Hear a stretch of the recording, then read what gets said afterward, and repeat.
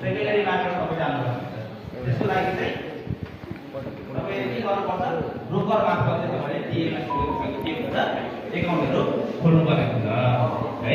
यति कुरा चाहिँ क्लियर के हुनु भन्दाखेरि चाहिँ तपाईँले चाहिँ मार्केट दुई किसिमको हुन्छ, प्राइमेरी र सेकेन्डरी। प्राइमेरी मार्केटमा आइपिओ र एफपिओको कुरा आउँछ र सेकेन्डरी मार्केट भनेको आफूले किनिसकेको सेयर चाहिँ आज 10,000 को के अरे कुनै सेयरको प्राइस चाहिँ 200 रुपियाँ छ, भोलि चाहिँ मार्केटमा बढ्दै गएर 500 रुपियाँ भयो भने मलाई एकदम लाग्यो भने म चाहिँ के गर्नुपर्छ, सेकेन्डरी मार्केटमा गएर के गर्नुपर्छ, त्यसलाई बेच्नुपर्ने हुन्छ होइन।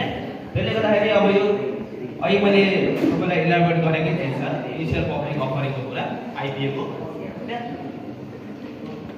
पहिलोपटक जनतालाई जाने गरेको भित्तिपत्रहरू भनेर अहिले के भन्छ तपाईँलाई फर्स्ट टाइम इस्यु गरेको कुनै कम्पनीले इस्यु गरेको कुनै संस्थाले इस्यु गरेको त्यसको बारेमा थोरै तपाईँलाई अलिकति इलाबोरेट गराएको थिएँ।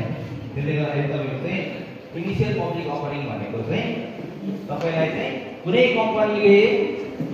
पब्लिक कम्पनीले इस्यु गरेको सेयरलाई सुन्नु है।